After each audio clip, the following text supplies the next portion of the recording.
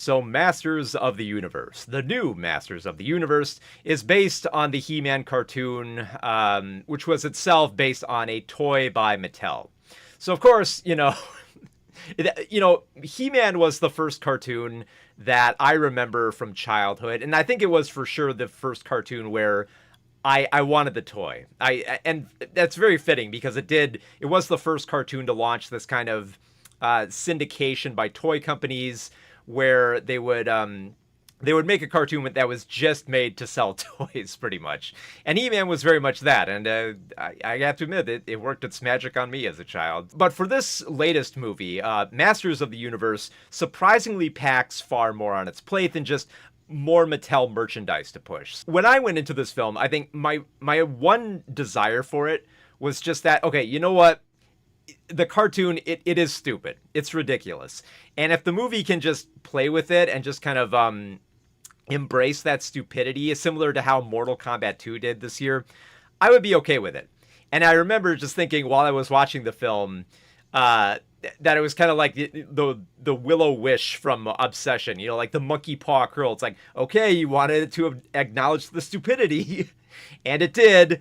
And it did too much of that. I think that's the biggest criticism that I have of this new Masters of the Universe, which is kind of a shame because there's this chance to explore the hero of He-Man and his framing of masculinity, coupled with the gay subtext that winks much harder than it did in the cartoon. And while there is some fun in a cartoon come to life that can laugh at itself, it tries way too hard for that humor in a manner that makes one wish that this kid's cartoon would just grow up a little, And I say this as somebody who grew up with the cartoon, remembering it fondly as, one of my favorite first cartoons and the cartoon that made me want to buy a toy. So I knew of He-Man as the all-powerful hero wielding a sword that grants him muscles, strength, and apparently amnesia to the people around him, because apparently he treats He-Man like a secret identity. Well, Prince Adam does. He treats He-Man as a secret identity, even though He-Man he doesn't really have a mask or anything. He doesn't have anything obscuring him. Like, it's very clearly him, but whatever. So this Prince Adam, the one in the movie, played by Nicholas Galitzine, looking blonde and buff, is portrayed more as the underdog who has to prove himself. His youth saw him struggle to live up to his father's expectations as a warrior, and an attack on his kingdom led him to escaping to Earth, where he had to grow up. And instead of learning the ways of the sword on Earth, he adopts the techniques of human resources, even though he really, really wants to learn swords. Like, he misses those days. So it's kind of bizarre too, because he spends his adult life being obsessed with this sword and trying to get back to Eternia, and his obsession is so consuming that it's surprising nobody jokes about the phallic nature of the dorky association with such collecting. And trust me, this type of film is not above such gags, and there are a lot of gags like that in this type of movie. So eventually Adam returns to Eternia and finds that it's in desperate need of help. So the evil Skeletor, cackling and parading around as a CGI Skullface voiced by Jared Leto, who seems like he's like channeling Tim Curry in the voice, which I think mostly works for this type of movie. So Skeletor has taken over Eternia, and he seeks the legendary Sword of Power to become a god. And he hasn't been able to get it for all these years because it's been lost on Earth, where Adam was trying to find it. And now that Adam's back, well, it's Skeletor's chance to be the big bad guy. So defeating him, defeating this, very cackling villain, like, they don't quite do the nasally, but Jared Leto does try to make the performance a little bit more of his own while still sounding cartoony. But in order to defeat Skeletor, it's going to require a lot of help from his old friends from childhood. And some of them he recognizes by name, like the warrior Duncan, played by Idris Elba, who most people know as Man-at-Arms. He's become a little bit washed up, but even in his kind of drunk failure state, Adam can still recognize him. And he also recognizes Duncan's more accomplished daughter of Tila, played by Camila Mendes. Now, those are the people he mostly knows by name, but the others he's kind of given simplistic names like Ram Man, who just rams into people, and Fisto, who just there's no other way to say it because the movie will just embrace it. He fists people.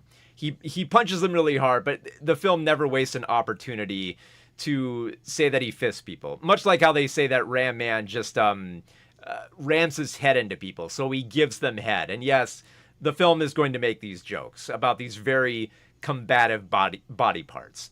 Now, it'll take more than Adam's HR skills to defeat Skeletor, obviously, but he won't drop that level of empathy once the sword transforms him into a muscular, pantsless hero that can punch heads and rip off arms. The biggest problem with this movie is that there are a few too many dollops of dumb in this goofy-looking fantasy picture.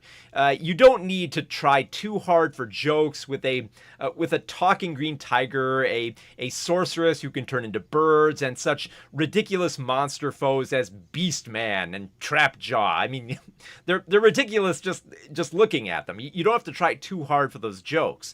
But rather than letting these absurd elements work their strange magic in earnest, an extra spell of comedic banter is placed on the script just in case you don't get the joke about Fisto's name, because he fists people, get it? So I hope you like that joke, because they make it at least 3 to 4 times in this movie. So director Travis Knight approaches most scenes with an unease about going too long without somebody saying something funny, making a comical comment, or delivering a silly sight gag. And while there are some funny moments here and there, the many swings, they have a lot of misses that just reek of desperation more than like clever ribbing. Because it has this element where it feels like the movie is almost too ashamed to be a He-Man movie. It's like that like a dad who wants to connect with his children and keeps making these obnoxious jokes because just a few of them were kind of clever and they landed, and just keeps like nudging you saying, "Do you get the joke? Do you get it?" It's like, yeah, that I get it. It's Fisto, it's Ram Man, it's Mecha Neck, and his neck looks phallic. Yeah, I get it. You don't have to keep pointing it out every time. The jokes literally write themselves. You don't need to write extra gags on top of this. And as with many remakes of lackluster adaptations, Masters of the Universe is framed as the ideal movie every 1980s kid wanted, rather than the cheap, laughably bad movie they ended up with in 1987. Because I think like it's kind of the same criticism that a lot of people like. A lot of the positive criticism came with the animated Mario movie. Is that a lot of people were like, well, as long as it's not as terrible as the 1993 movie. And it's like, yeah, it's not as terrible. It didn't really make it a good movie, but Masters of the Universe is very much that same deal. It's like, oh, is it going to be as bad as the Dolph Lundgren movie in 1987, where they're not in Eternia the whole time? It's like, no, it is still in Eternia. And if you were a big fan of the He-Man cartoon, this movie kind of grants that wish of like the movie you never got from childhood, because more characters are present and look accurate to the cartoon and toys, and they embrace all the absurdities and the weaponry that you remember. As for the location of Eternia, it has the look and feel of a pretty cool fantasy land. It has the iconic locations of Castle Grayskull and Snake Mountain that are just, they're instantly recognizable. You look at them, it's like, yep, that's Castle Grayskull. And there are heaps of action sequences, all driven by 1980s style epic rock music that matches the likes of the more bombastic Flash Gordon movies. So if you were hoping for like a He-Man movie more akin to Flash Gordon, this is very much going to be your film. With so much of these fan-friendly vibes,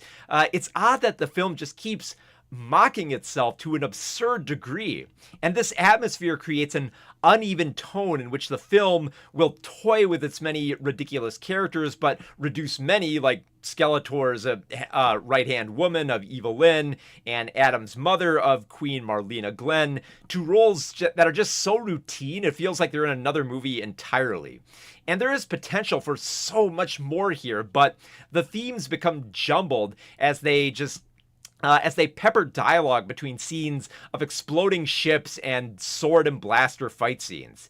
And I think what frustrated me most is the overall themes of the film, which kind of feel a little jumbled and wasted, because Adam's masculinity is called into question throughout, and while he proves himself to be worthy of the power of Grayskull through his empathy, the film rarely makes a strong connection between the two, often just treating Adam's HR skills more like a punchline than a purpose.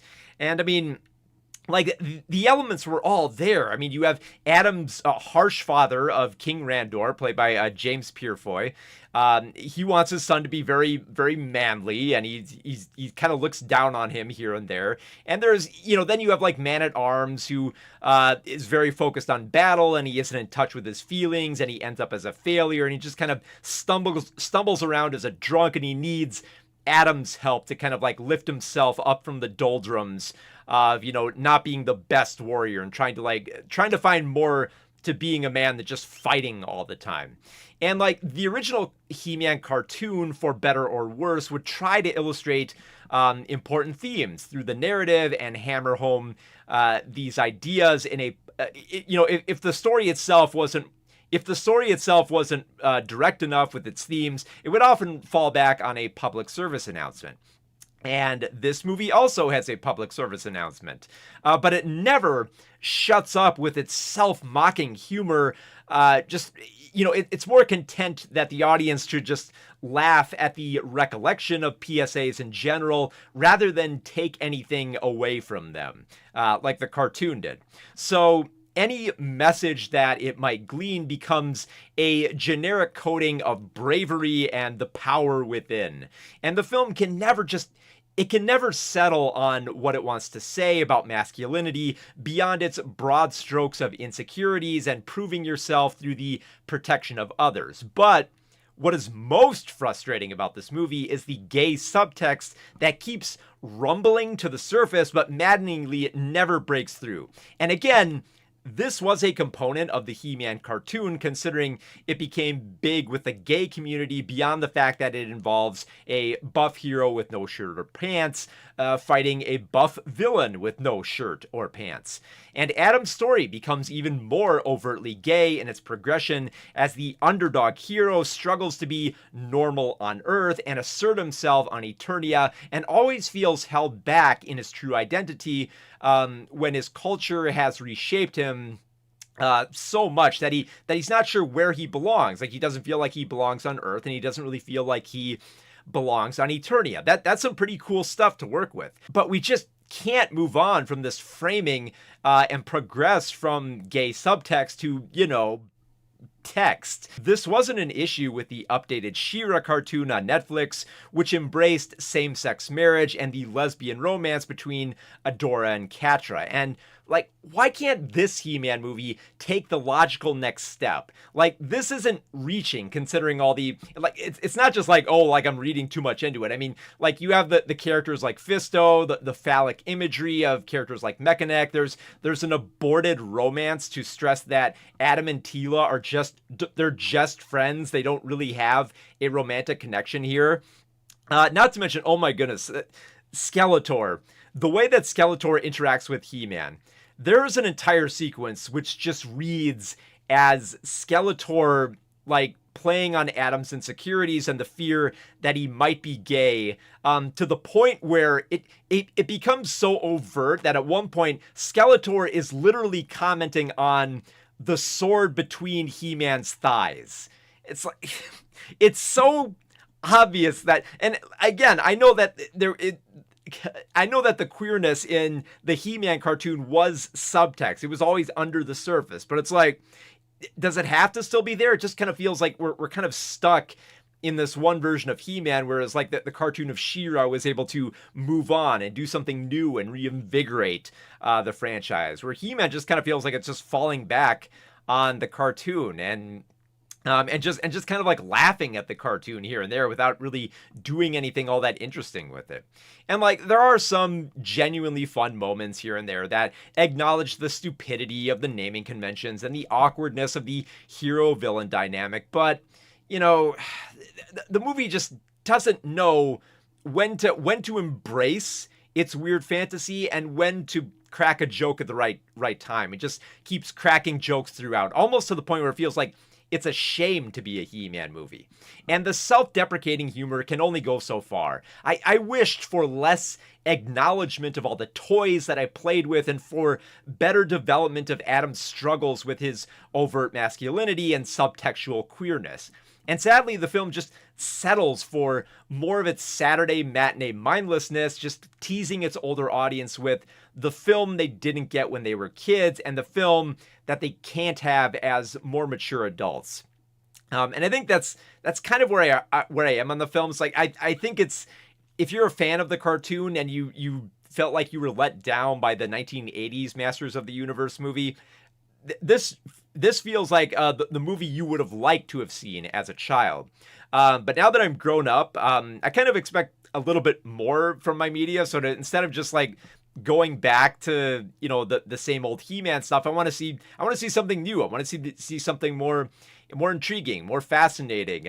And there have been like some He-Man revival cartoons that did this pretty well. Like there was one He-Man cartoon in the early 2000s that actually showcased like the origins of Skeletor.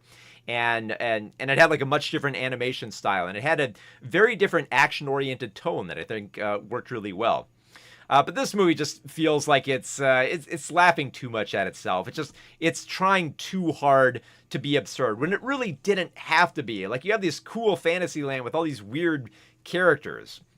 And I think the movie is best enjoyed by following the dialogue of the battle robot Roboto, voiced by Kristen Wiig, who remarks that life is a series of absurdities leading to infinite nothingness. And Masters of the Universe is very much that, with the absurdities of both the silly fantasy and the idea that this Mattel property would outgrow its goofy appeal. The toy company had success in addressing femininity when bringing Barbie to the big screen, but He-Man still feels too insecure to say anything about masculinity and being gay beyond just snickering at the suggestions. It's okay as an action fantasy film for its general atmosphere, but given its themes, there was a chance to do something more here, and it does feel a bit squandered with its jumbled themes. So yeah, I'm a little bit on the fence with Masters of the Universe, but I was just a tad bit annoyed by the fact that this film couldn't extend beyond just the nostalgia and just mocking itself, you know. So yeah, I was on the fence, but if you had to ask me, no, I wouldn't really recommend Masters of the Universe.